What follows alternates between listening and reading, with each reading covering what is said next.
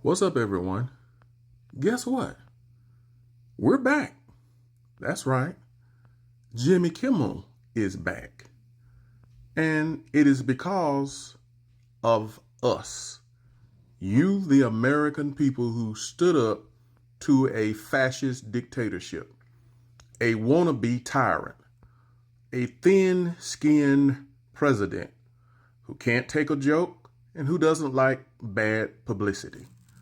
Guess what? You're not king, Mr. Trump.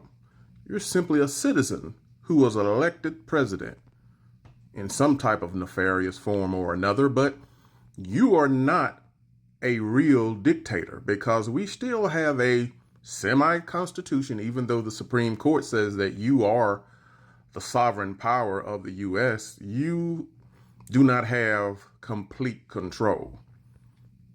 The people are still in control. We are the people of the United States, and we have control over our government. The government does not dictate our free speech. The First Amendment right granted by the Constitution to every American. So even though you and others may have disagreed with what Jimmy was saying on ABC, you could not have used the government, and you cannot use the government resources to silence your political enemies or those you don't like or people you disagree with.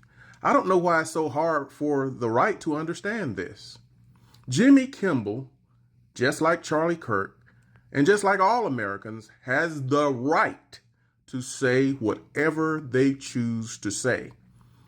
I may not like it. You may not like it.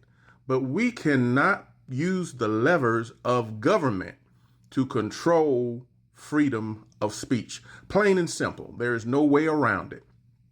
And so for all of you who were on the right rejoicing that Jimmy Kimmel had got fired last week, guess what?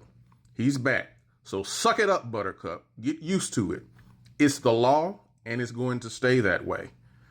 You need to just get in touch with your president and tell him to stop taking everything so personal. It's not about him anyway. It's about us, the American people. And so far, what he's doing to the country, he's actually nosediving it into the ground. And sometimes I think he's doing it on purpose just so he can benefit from the fallout. But who am I? I'm not someone who's good at these type of con games because I'm not a con man.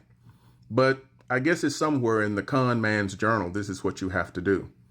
So once again, Jimmy Kimmel is back, and he will be back on Tuesday, which is tomorrow. He will be back in his studio, and there is nothing the FCC, ABC, or anyone else can do, because guess what? ABC learned out the hard way that they are now the new target. And since they have lost over $4 billion, they are trying to stop the bleeding any way possible. They are willing to listen. They're willing to try to learn from this experience. This is almost like Target all over again. When will these executives and these corporations learn that you really don't have any type of client without the left? Because it is the left who are highly educated. It is the left who spends a lot of their money. It is the left side of this political spectrum that actually buys the crap that you sell.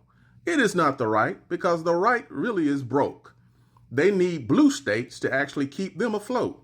If it was not for blue states keeping red states afloat, there would not be any red states, because they are so broke because of the policies that they put in place in their states. So think about it, corporate America.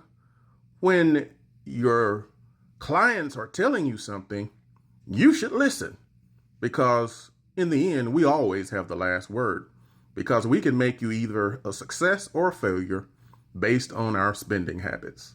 And guess what?